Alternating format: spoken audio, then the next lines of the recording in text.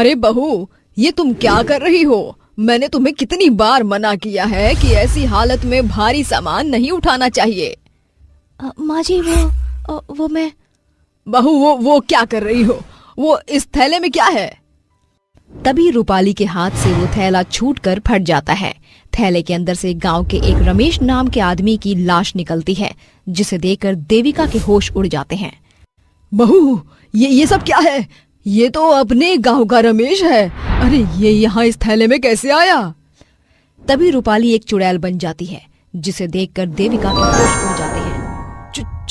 चुड़ैल? ये रूपाली चुड़ैल कैसे बन गई? क्या हुआ माँ जी? मुझे इस रूप में देखकर चक्कर आ रहे हैं। दरअसल मैं एक चुड़ैल ही हूँ और तुम्हारी बहू बनकर बरसों से इस घर में रूपाली का रूप लेके रह रही हूँ और इस रमेश को मैंने ही मारा है। ये सब क्या कह रही है बहू? मेरी तो कुछ समझ में नहीं आ रहा। तुम चुड़ैल, ये सब क्या हो रहा है? कोई बात नहीं माँ जी, मैं आपको अभी सारी बात विस्तार से बताती हूँ। जब तुम लोग अपने बेटे आलोक का विवाह पास वाले गांव की रूपाली से करवाने आए थे, उसके एक दिन पहले रूपाली रात के समय अपनी सहेलियों के साथ एक पीपल के पेड़ के पास से जा रही थी और मैं उसी पीपल के पेड़ पर कई बरसों से बैठी हुई थी। जब मैंने उन लड़कियों को बातें करते सुना तो मैंने रूपाली को पकड़ के वहीं मार दिया और उसका रूप धारण करके उसके घर चली गई। फिर इसी तरह तुम्हारे बेटे आलोक से विवाह करके तुम्हारे घर में आ गई। क्या मेरे बेटे आलोक के साथ इतना बड़ा धोखा हुआ है? उसने एक चुड़ैल से शादी कर ली। मैं अभी अपने परिवार वालों को ये सारी बात बताती हूँ। माँ जी, जब इतने बरसों में आप सबको मेरी सच्चाई के बारे में पता नहीं चल पाया, तो मैं अब कैसे अपनी सच्चाई पता चलने दे सकती हूँ? तभी वो चुड़ैल देविका को पकड़कर वहीं मार देती है और उसकी लाश को ठिकाने लगाकर वापस से रूपाली का रूप धारण कर लेती है। चुड़ैल रूपाली बनकर आलोक के साथ रह रही थी और उसने आलोक से विवाह करके एक इंसानी बच्चे को जन्म दिया था, जिसका नाम अभय था और अब वो दोबारा गर्भवती थी। उस चुड़ैल ने सीतापुर गांव के कई सारे लोगों को मार दिया था, पर आज तक किसी को उस चुड़ैल पर शक नहीं हुआ था। रात के समय आलोक और मोहन अपने घर आते हैं। अरे रूपाली, माँ कहाँ है? हाँ बाबू, देविका कहाँ है? घर में दिखाई ही नहीं दे रही है। जी वो क्या है ना, कोई नीलम नाम की माँ जी की सहेली घर आई थी और उनकी बहू की तबीयत बहुत खराब थी, इसीलिए माँ जी 4-5 दिनों के लिए उनके घर चली गई। माँ जी ने मुझे कहा था कि ये बात मैं आपको बता दूं। पर रूपाली, तुमने माँ को जाने से मना कर देना था। बेटा आलोक, बहू ने बताया ना अभी कि नीलम बहन की बहू की तबीयत बहुत खराब है। अच्छा ही हुआ देविका अपनी सहेली के साथ चली गई। देविका से नीलम बहन को बहुत हिम्मत मिलेगी। अब रात बहुत हो गई है, तुम जाकर सो जाओ। आलोक और रूपाली अपने कमरे में जाकर सो जाते हैं। अगले दिन सवेरे आलोक और मोहन रोज की तरह अपने काम के लिए घर से निकल जाते हैं। तभी चुड़ैल अपने बेटे अभय को बुलाती है। अरे बेटा अभय, जरा इधर आना। जी माँ, क्या हुआ? अभय ये पैसे लो और बाजार से जाकर सब्जियां ले आओ। अभय पैसे लेकर बाजार चला जाता है। इधर चुड़ैल गांव के एक दर्पण नाम के आदमी को पकड़कर अपने घर ले आती है और दर्पण को मारकर उसका खून पीने लगती है। तभी अभय घर में आ जाता है। अभय ये देखकर घबरा जाता है और वो जोर जोर से चिल्लाता है। चिल्लाना बंद कर, वरना इसकी तरह तुझे भी जान से मार दूंगी। ये सब क्या है माँ? अभय, अगर तुमने ये बात किसी को बताई तो याद रखना, मैं तुम्हें जान से मारकर तुम्हारा खून पीऊंगी। अभय अपनी माँ की ये बात सुनकर बहुत डर जाता है। मुझे कुछ मत करना, मैं किसी से कुछ नहीं कहूँगा। चुड़ैल अभय को छोड़ देती है और उस आदमी को ठिकाने लगाकर अपने रूपाली के रूप में आ जाती है। यूं ही दिन पर दिन बीत गए। चुड़ैल रूपाली का रूप धारण करके घर में रहती है और चुड़ैल का रूप धारण करके रोज गांव के एक आदमी को मारकर उसका खून पिया करती थी। 5 दिन गुजर जाने के बाद एक दिन मोहन घर पर अपनी बहू के साथ अकेला था। अरे बहू, 5 दिन हो गए पर अब तक देविका घर नहीं आई। जरा पता करके देखो ना तुम। माँ जी शाम तक आ जाएंगे बाबूजी। ये बाबूजी तो मेरे पीछे पड़ गए हैं। हर समय देविका देविका रट लगा रखे हैं। सुबह से घर में ही पड़े हैं। अब मैं अपना शिकार कैसे करूं बाहर जाकर। बाबूजी आप अपने कमरे में जाकर आराम करिए ना। नहीं बहू, वहाँ मेरा मन घबरा रहा है। मैं यहाँ बैठ जाता हूँ। ये बाबूजी तो यहाँ से हिलेंगे नहीं। एक काम करती हूँ, इन्हें भी उनकी पत्नी के पास पहुँचा देती हूँ। तभी वो चुड़ैल मोहन को वहीं मारकर उसका खून पीने लगी। पर अभय घर में आ जाता है और वो अपने दादाजी की लाश देखकर जोर जोर से चिल्लाता है। माँ, आपने दादाजी को भी मार दिया। अरे ये पिल्ला यहाँ भी आ गया। बचाओ, कोई मेरे दादाजी को बचाओ। चुड़ैल अभय को चिल्लाता देखकर उसका मुंह दबा देती है। तभी आलोक अपने घर के दरवाजे पर आ जाता है और वो ये सब देखकर आश्चर्यचकित हो जाता है। आलोक डरते हुए अपने घर से बाहर निकल जाता है। अरे बाप रे बाप, ये चुड़ैल मेरे घर में कैसे आ गई? मुझे तुरंत किसी तांत्रिक बाबा को बुलाना होगा, वरना ये चुड़ैल मेरे परिवार वालों को मार देगी। आलोक दौड़ता हुआ एक तांत्रिक बाबा के पास जाता है और उन्हें अपने घर ले आता है। तांत्रिक बाबा उस चुड़ैल के पास जाते हैं। चुड़ैल, उस बच्चे को छोड़ दे, वरना मैं तेरा यही सर्वनाश कर दूंगा। मुझे मारना इतना आसान नहीं है। मैं बहुत शक्तिशाली चुड़ैल हूँ। पिताजी, मुझे बचा लो। पिताजी, ये चुड़ैल और कोई नहीं, माँ है। और माँ ने चुड़ैल बनकर दादाजी और इस गांव के कई लोगों को मार दिया। और अब इस चुड़ैल ने मुझे भी पकड़ लिया। पिताजी, मुझे बचा लो। आलोक ये बात सुनकर हैरान हो जाता है। क्या ये चुड़ैल रूपाली है? चुड़ैल आलोक को सारी बात विस्तार से बताती है कि कैसे वो उसकी पत्नी बनकर इस घर में आई थी। ये बात सुनकर आलोक के होश उड़ जाते हैं। बाबा, इस चुड़ैल से मेरे बच्चे को बचा लीजिए। तांत्रिक बाबा उस चुड़ैल के ऊपर एक चमत्कारी धागा फेंकते हैं, पर वो चुड़ैल वहाँ से हट जाती है और वो तांत्रिक बाबा को एक कमरे में बंद करके आलोक को पकड़कर बुरी तरह से जख्मी कर देती है। आलोक जोर जोर से चिल्लाता है। अभय, इस धागे को उठाकर उस चुड़ैल के ऊपर फेंको। बाबा, ये अभय मेरा बेटा है और वो अपनी माँ को नहीं मार सकता।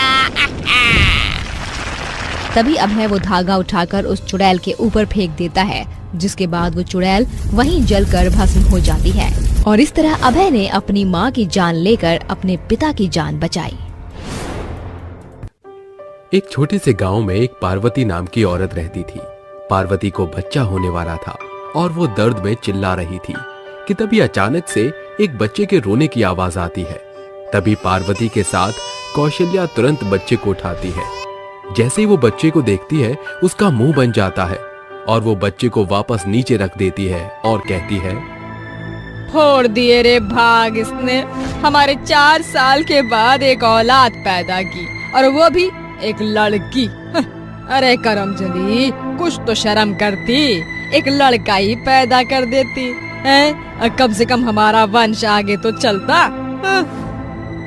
माँ जी, आप ऐसा क्यों बोलती हो? आप हमेशा लड़के और लड़कियों में भेदभाव क्यों करती हो? भगवान जो दे उसे खुशी से मंजूर करना चाहिए। ज्यादा जबान मत चला बहू, हमने भी बच्चे ही पैदा किए हैं। 4 लड़कों के बाद एक लड़की पैदा की थी मैंने।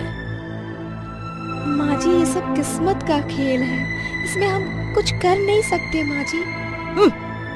जब नसीब ही ऐसा लेकर आई हो तो क्या ही कहा जा सकता है भाई।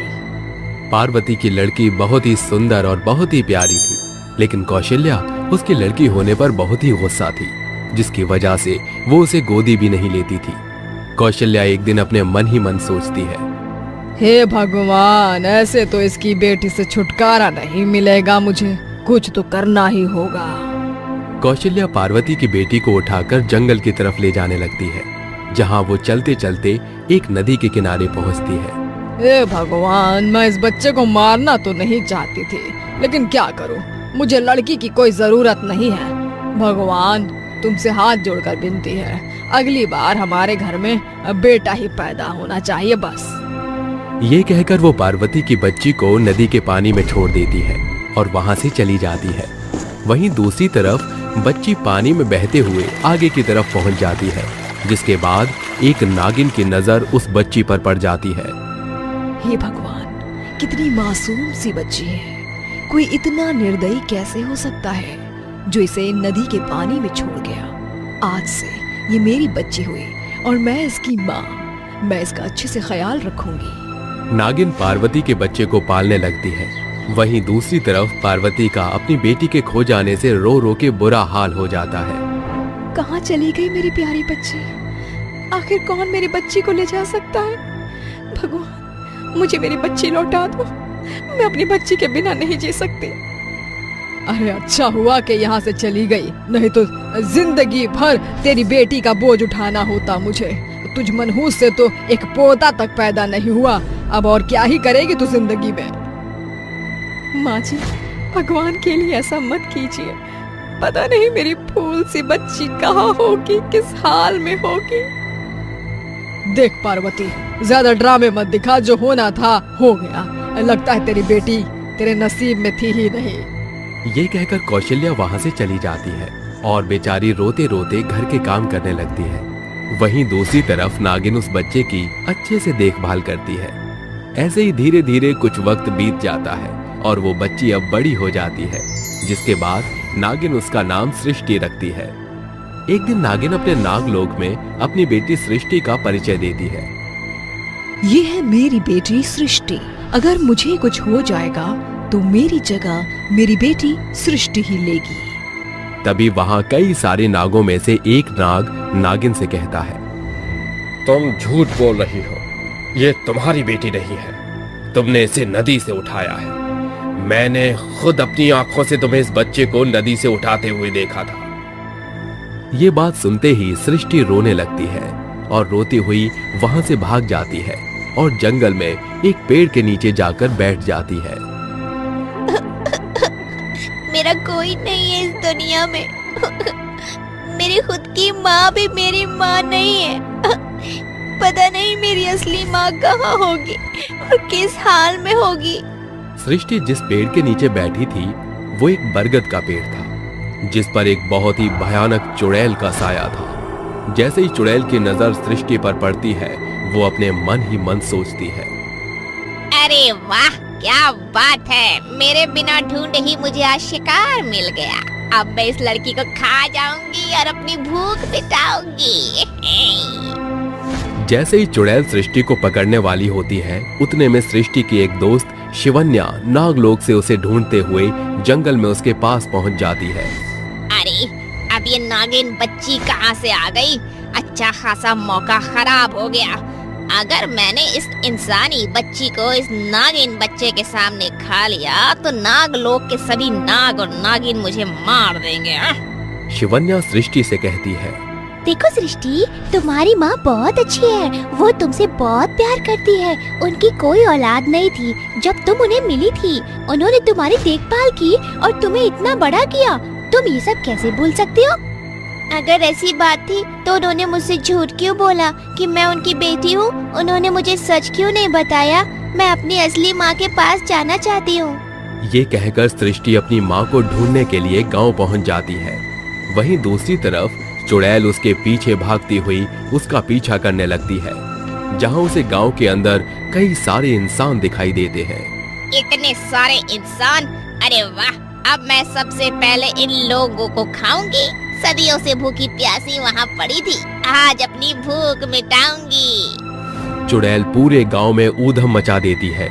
चारों तरफ लोगों को पकड़ पकड़ कर खाने लगती है। चुड़ैल का कहर पूरे गांव में फैल जाता है। लोग चुड़ैल से बचकर यहाँ वहाँ भागने लगते हैं। चुड़ैल एक एक करके सबको अपने मुंह में निगलने लगती है। किसी को नहीं छोड़ूंगी, सबको खा जाऊंगी। तुम सब गांव वाले मेरे पेट में जाओगे। कोई नहीं बचेगा इस गांव में। चुड़ैल का आतंक पूरे गांव में फैल जाता है। गांव के लोग अपनी जान बचाने की कोशिश करते हैं, लेकिन कोई नहीं बच पाता। तभी चुड़ैल के दिमाग में सृष्टि के बारे में आता है। जिसे खाने में यहाँ आई थी उसे तो मैंने अभी तक खाया ही नहीं। अब पता नहीं कहाँ और कौन से बिल में छिप गई है, कहीं दिख नहीं रही। चुड़ैल यहाँ वहाँ सृष्टि को ढूंढने लगती है। वहीं दूसरी तरफ सृष्टि अपनी माँ के घर पहुँच जाती है और उन्हें अपने बारे में बताती है, जिसके बाद पार्वती उसे देख गले से लगाते हुए उससे कहती है, बेटा, तू मेरी एक लौती औलाद थी, लेकिन मुझे नहीं पता था कि एक दिन तू मुझसे बिछड़ जाएगी। मैंने तुझे नदी में नहीं फेंका था। एक दिन सुबह जब तुम मुझे नहीं मिली तो मैंने तुझे बहुत ढूंढने की कोशिश की, लेकिन मेरी सभी कोशिश नाकामयाब रह गई। पर तुझे वापस अपने सामने देखकर मुझे बहुत खुशी मिली है। पार्वती अपनी बेटी सृष्टि को गले से लगा लेती है और रोने लगती है। तभी वहाँ चुड़ैल सृष्टि को ढूंढते ढूंढते पहुंच जाती है। देखते ही देखते चुड़ैल का आकार भी बड़ा हो जाता है। आखिरकार तू मुझे मिल गई। अब तो तुझे खाकर ही संतुष्टि मिलेगी मुझे। चुड़ैल सृष्टि को खाने ही वाली होती है, इतने में पीछे से सृष्टि की नागिन माँ आ जाती है, जिसके बाद वो अपनी शक्तियों से चुड़ैल को कमजोर बना देती है। अगर मेरी बेटी को हाथ भी लगाया ना तो तुझे जान से मार दूंगी मैं। तेरी बेटी को खाकर ही रहूंगी मैं, मेरा कुछ नहीं बिगाड़ सकती तू। तभी नागिन के साथ कई सारे नाग मिलकर चुड़ैल के ऊपर अपनी शक्तियों का वार करते हैं, जिसके बाद चुड़ैल जलने लगती है और जलकर खत्म हो जाती है। जिसके बाद नागिन अपनी बेटी सृष्टि से कहती है, बेटा, मुझे माफ कर दो। जब तुम मुझे मिली तो मुझे लालच आ गया और मैंने तुम्हें अपनी बेटी की तरह पालना शुरू कर दिया। इसीलिए मैंने कभी तुम्हारी माँ को ढूंढने की कोशिश नहीं की। माँ, आप माफी मत मांगो। अगर आज आप नहीं होती तो मैं भी इस दुनिया में नहीं होती, और मुझे तो बहुत खुशी है कि मेरी दो माँ हैं। उस दिन के बाद से सृष्टि अपनी माँ पार्वती के साथ रहने लगती है और कभी कभी अपनी माँ से मिलने उसके पास पहुँच जाती है, जिसके बाद सृष्टि खुशी खुशी अपना जीवन बिताने लगती है।